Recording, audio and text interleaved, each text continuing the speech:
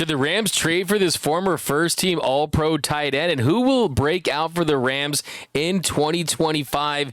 And Aaron Donald has a stalker. That's coming up next on Locked On Rams.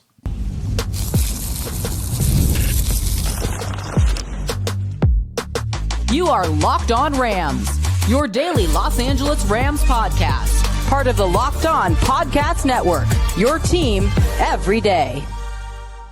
What is up, Ramily, and welcome to another episode of Locked On Rams, your daily podcast covering your Los Angeles Rams. Free and available wherever you get your podcasts. Locked On Rams, part of Locked On Podcast Network, your team every day. We're also available over on YouTube, so if you haven't yet, do me a huge favor, join the party, hit the subscribe button, hit the notification bell, hit the like button. Trying to get 17,000 subscribers.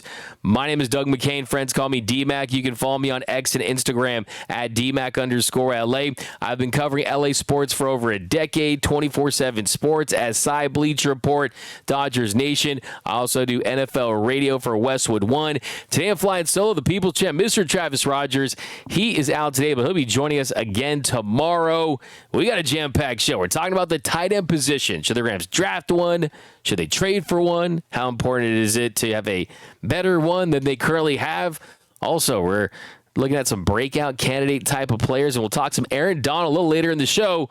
But let's dive into the tight end position. So the Rams, they did not hit on Colby Parkinson last free agency. So with Seattle, definitely had potential to be a red zone threat. The Rams signed him to a deal, $22.5 million, $15 million guaranteed.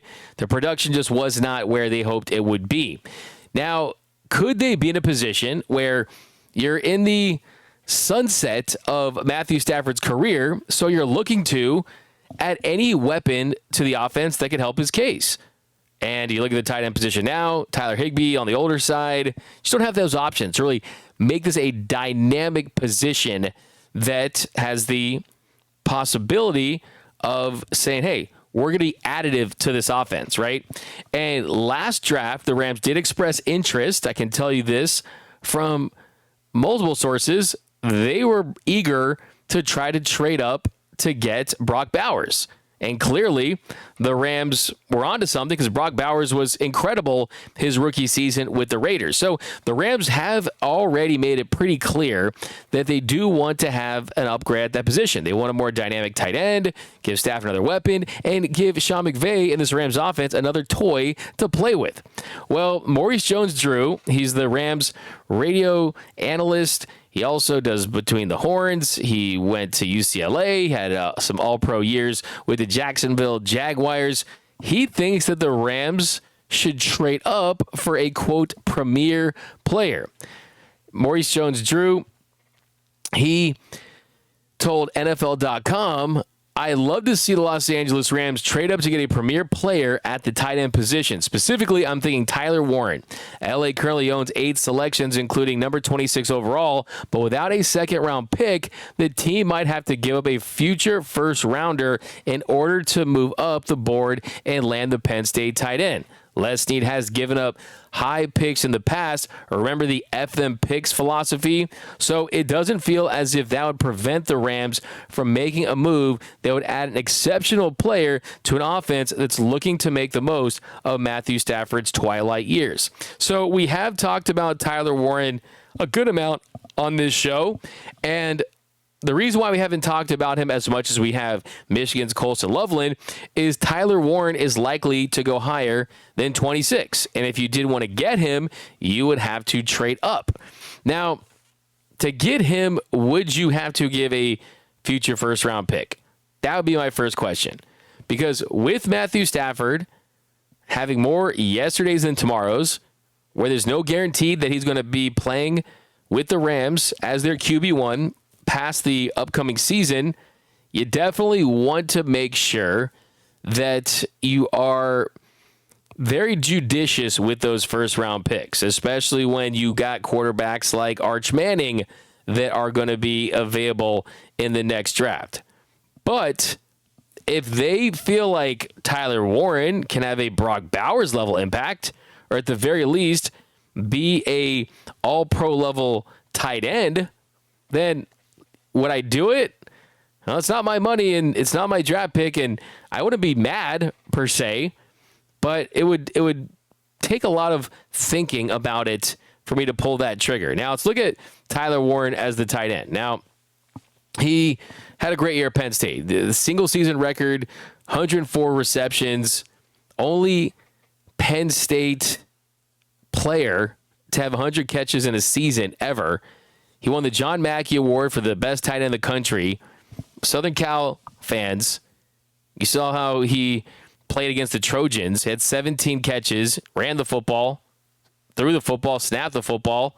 He was incredible in that game. You saw firsthand what he was able to do. Now, he's not Brock Bowers. I want to point that out, but he still, I think, has the potential to be a top 5 tight end in the NFL if everything goes right. In the past, the knock on him was dropping the football. He had a 15% drop rate in 2023. In 2024, he fixed that. He dropped that number all the way down to 2.8%. And he's also really, really good when it comes to contested catches. He's a contested catch warrior, 61.9% contested catch rate. Also, it's the yak. Not only can he bulldoze linebackers and DBs, he can make guys miss. He forced 30 missed tackles in 2024. There's a lot of things to like about him.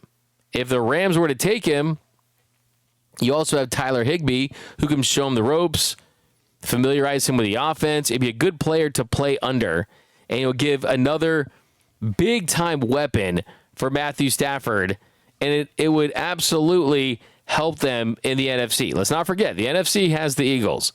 It has teams that are talented and looking to get to the Super Bowl. So there's an arms race, there's a talent race in the NFC, and if you want to load up and you want to kind of add some more firepower, he's certainly someone that they could go for if they wanted to trade up. Now, I do think that if you're looking at maximizing the window, maximizing the return on Matthew Stafford, this could be the guy. The question is, do you like him more than you like potentially Colston Loveland, who has some more untapped potential a little bit than what Tyler Warren showed at Penn State, and you get him at 26, you won't have to give that up. So that's going to be a big question. Do they go for a Tyler Warren? Do the Rams move up to draft a tight end? That is a risky move. That is a risky move, but I do think that the Rams are one of the few teams that where they currently are in their roster build and their championship window, that Warren might be the guy. If you were, I'm pretty against trading up for him, especially when he's getting a first round pick, and especially because Loveland could be available at 26. I mean, even Warren at 26 last year, right, would be something that you'd want to consider. But I do think that where this team's at, another move you could make is you could trade for a tight end. And when you trade for a player that's an established veteran, you don't wonder if he's going to be a bust. You wonder if he's going to underperform.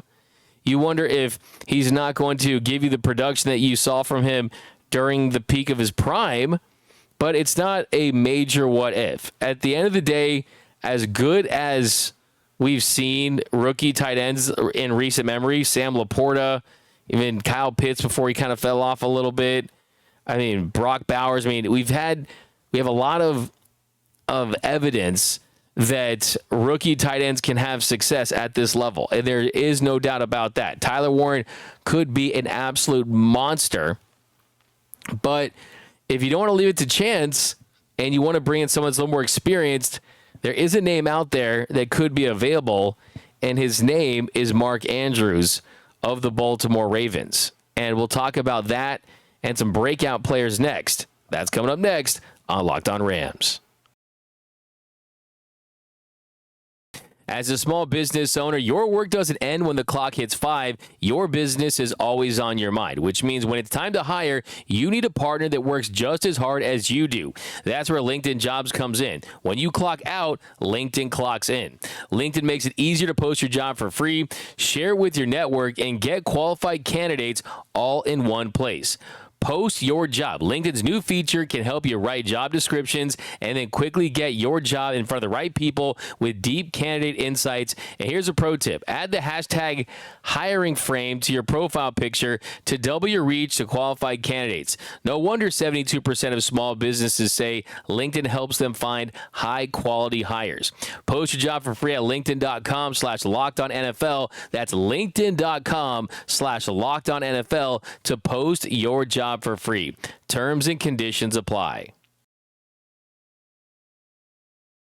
And we are off and running here on Locked On Rams. Thank you for making Locked On Rams your first listen every single weekday. Free and available wherever you get your podcast. Locked On Rams, part of Locked On Podcast Network. Your team every day. Also available on YouTube, so if you haven't yet, like I said, go and subscribe to the YouTube channel. Also, a major shout out to those everyday listeners out there watching and listening to every single episode of Locked On Rams. Cannot thank you enough. We've gotten a lot of new listeners lately, new viewers lately. So welcome to the Ramley here. We guys cannot thank you enough. And this is the spot because, look, we're Monday through Friday. You always think about your Los Angeles Rams, and this is one of the most exciting football teams to follow right now just because of how much success they've had and how invested they are in this current nucleus. This is an all-in team, and those are the best ones to follow, especially ones that have a hit on the draft, and the draft is coming up very quickly here. But here in our second segment, we are talking about the tight end position still, and let's talk about Mark Andrews. Now, Mark Andrews isn't like Jalen Ramsey where they've just publicly put him on the trading block, but the Ravens general manager, Eric DeCosta, he did not deny that the Ravens could move him this offseason. So would they listen to calls for him? I think they absolutely would. Now, Mark Andrews, the last memory we have for him is dropping the pass against the Bills in the AFC playoffs, right? And that definitely hurts. It's the division round. You make that drop. It happens. But the first thing that Mark Andrews would bring to this Rams offense is you're guaranteed someone who has been one of the best tight ends in the last 5-6 years. He has a first-team All-Pro under his belt, multiple Pro Bowls. He's someone that's essentially guaranteed 700 to 1,000 yards of production. I mean, he's had at least 700 receiving yards and 7 touchdowns and over 100 catches. I mean, this is someone who, I mean, his peak year in 2021 when he was an All-Pro had 107 catches for 1,361 yards. He's a big dude, 6'5", 250. And one thing that this Rams offense has lacked in the last couple of years when they've made these surprise runs is you just haven't had that red zone threat that you really need to really complete this offense. It's a really good offense, great at times, but sometimes if you're inside the 20, we've seen too many field goals, not enough touchdowns. And with Mark Andrews, he has 44 red zone touchdowns in his career. So having another guy that you can trust in that spot, now that you have Devontae Adams and Puka Nakua's getting just continuously better in his career, that would be a great team to have in the red zone.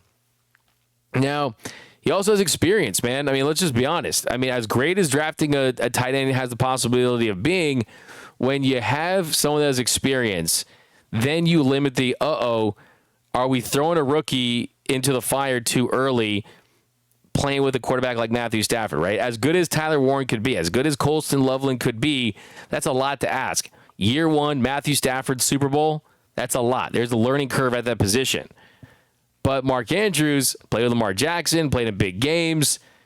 He's not going to shy away from the moments. And I think he's going to be out to prove a lot after what happened last year. We definitely had a little bit of a down year and had that big drop, that costly drop in the playoffs. So you look at that. I mean, 104 games, started 55 games. I mean, he's played 104, started 55, 8 playoff games in his career. There's just no replacement. There's nothing that can replicate that level of production, that level of experience. That just, hey, I've been there, I've done that, and I want to be able to say I've been there and I won that. I wanted to say that I can win a Super Bowl, so you get a hungry version of him. Now, another thing, too, is that Mark Andrews, you might expect him to have a bigger contract. But if you look at his current deal, he would count for $7 million towards the 2025 salary cap. For a guy that's a top 5 to 10 tight end, that's a really, really good deal. That's a lot of value, and he's in the final year of his contract. So the Rams, you're not buying into multiple years. So if the year doesn't go as planned and the deal doesn't work out, it's boom. Wash your hands. You're done. We'll look elsewhere. But if it does work out, I mean, you can always re-sign him. You can bring him back. And that's the thing about this Rams team is that all these pieces, they're all designed to either be multi-years or you can just cut ties after 1 year. So he kind of fits that Davante Adams, Matthew Stafford, all these established star veterans that you're not married to for the long run. You could, it's an option, but if you want, it could be a pretty clean breakup, right? So there's that now, but because the contract is so attractive, if you believe in him and you still buy that he can be an all-pro, Pro Bowl level tight end, well, if you look at kind of where you would have to move on him and just how much you would have to give up, I mean, look, the comps for him, you're probably looking at least a day 2 pick for him for a 1-year rental type player. Would that be too much? I mean, it would be a lot less than giving up a first round future pick or potential something like that to give up Tyler Warren. And look, I get it. Look, I mean, Braden Fisk, a lot of people said that the Rams overpaid and traded too much for Braden Fisk, and look at the year he had, right? If the player works out, you forget about it. You forget about the picks if the player works out. Certainly, right? It's like, does anyone know exactly how much they paid for their favorite car? I mean, probably not, right? You just kind of forget. And at the time, you're like nickel and dime. But then if years later, you're like, hey, I kind of overpaid a little bit, this and that, but it was great. I had a great time in it. I loved it. So if it works out, it's great. But the acquisition cost, I don't think it'll be too high. I really don't. I mean, look at Darren Waller was traded for a 3rd-round pick when he was 31. I mean, you just kind of look at where Andrews is the stock of his career. I don't think they'd actually have to break the bank on it. The other thing too would be like the drops. I mean, the costly drop, is that a mental thing for him now? In recent vintage, that has been the issue with him. He's had 33 drops in his career.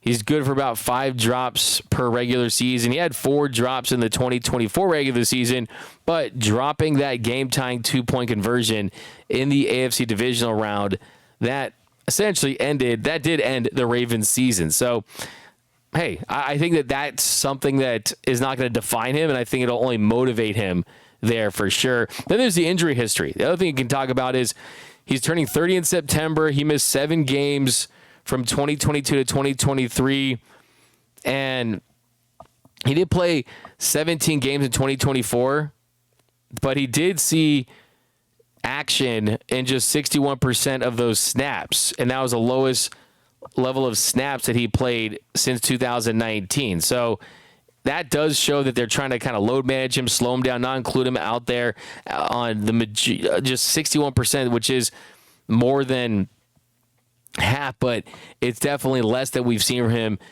when he was at the peak of his power. So I do think a change of scenery could do him well. I think playing with Matthew Stafford would be enticing. I would be on board with trading for Mark Andrews. I really, really would. I mean, he's still one of the best tight ends in the NFL. I like the fact that you don't have to break the bank necessarily and that you're not going to have to commit to him long term. And all these guys, Jalen Ramsey, Mark Andrews, I'm looking for these guys that are great, but at the end of deals. They're great looking for stuff to prove. They're great, but want to kind of join what could be last dance-ish for the Los Angeles Rams.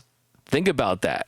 Think about that at the forefront at what you're trying to accomplish this season is let's bring in dudes that they're ready to win a Super Bowl or another one before they hang them up. And I think that that is the theme for this team. One of the themes.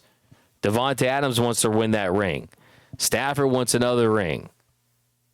Mark Andrews could want a ring and want to atone for that drop last year where it looked like it was Aaron Judge in the World Series dropping a big ball in a bad situation. So, hey, for Mark Andrews, I'm definitely for it. It's not a guarantee they're going to trade him, and this could be some smoke. But, hey, if the Rams were to contact them and at least feel out this situation, could be an interesting conversation. And I do think that the tight end spot is one that they've had their eyes on.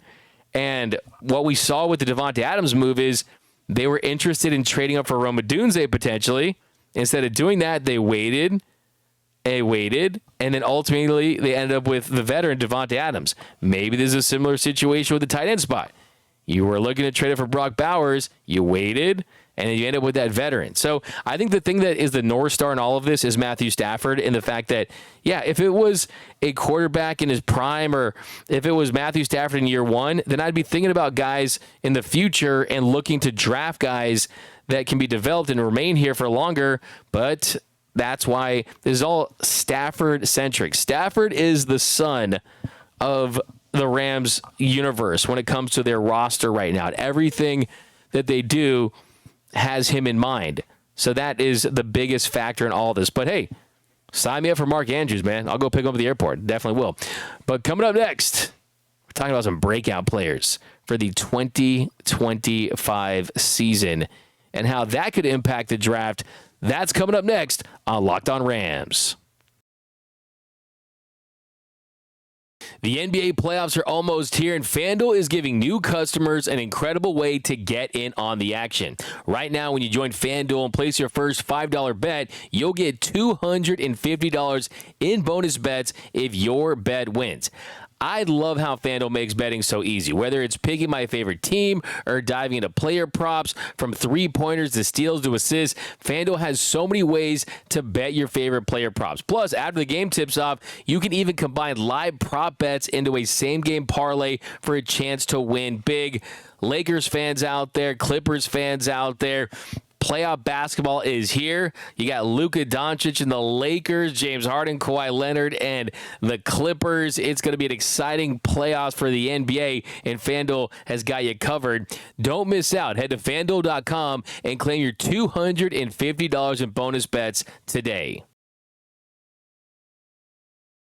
And welcome back to Locked On Rams. Thank you for making Locked On Rams your first listen every single weekday. Free and available wherever you get your podcast. Locked On Rams, part of the Locked On Podcast Network, your team every day. Okay, so let's talk about some breakout players for the 2025 season. Who are those breakout candidates? Because we've talked a lot about players that aren't on the Rams, players the Rams could draft, players the Rams could trade for. Let's talk about what's already in the cupboard, right? We don't always have to go out to eat.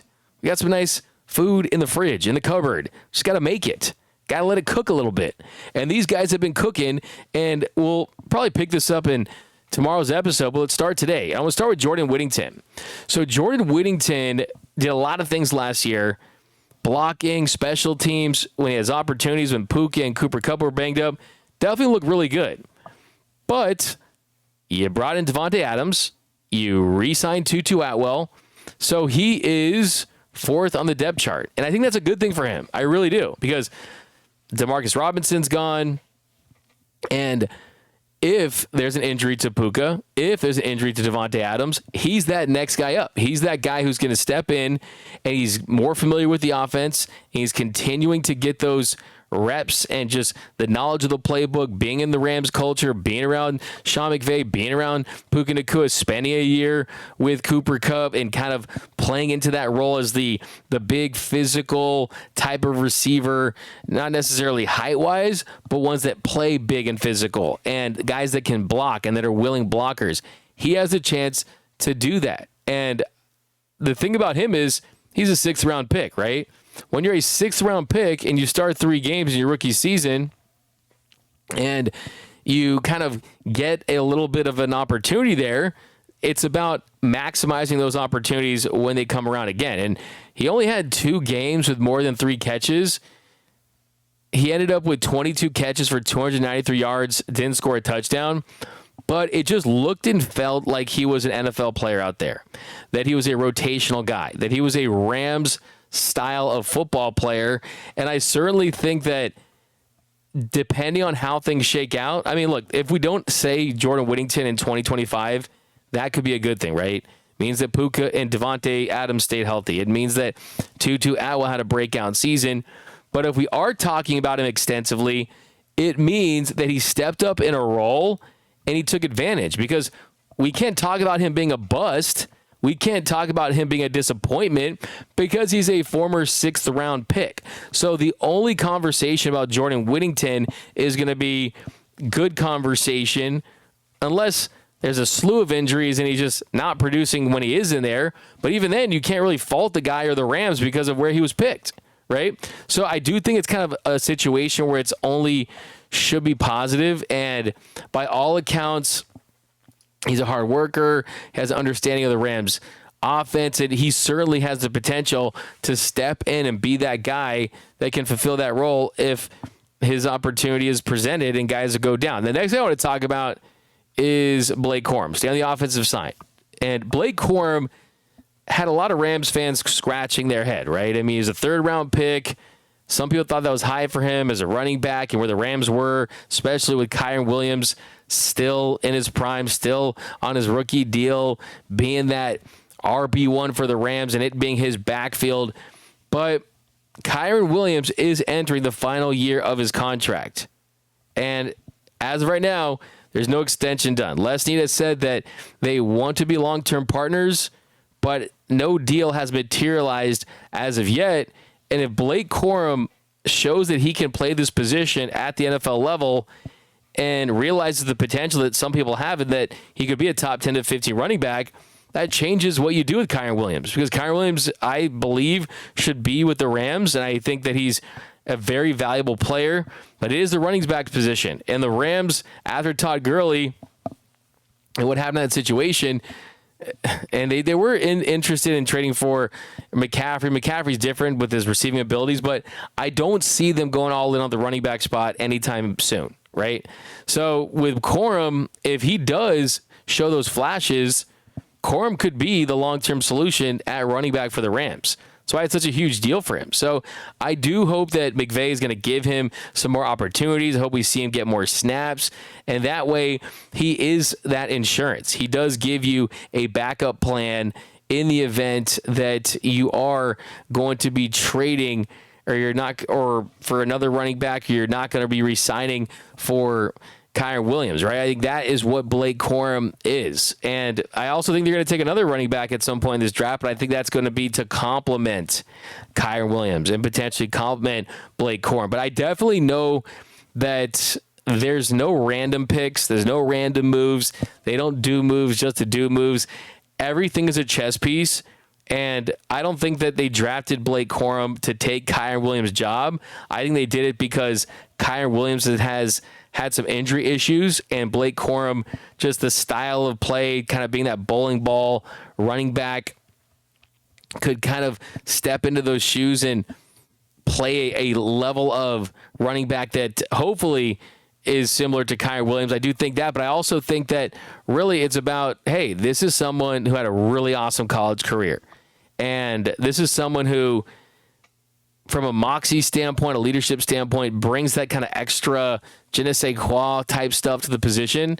And there's just something about Blake Corum. There really is. And I do think that he's not a nothing burger. I really think that he's going to play. And it's just a matter of how much he's going to play, how much he's going to produce. But I think Blake Corum is going to get his opportunities in 2025. And I think he could be a breakout player. And I think that that's going to make things interesting for the Rams as long as Kyren Williams doesn't have a new deal done. But we'll continue the conversation on the breakout, guys. We'll get to Aaron Donald tomorrow. That'll be a fun topic to talk about with Travis because he's looking ripped as ever.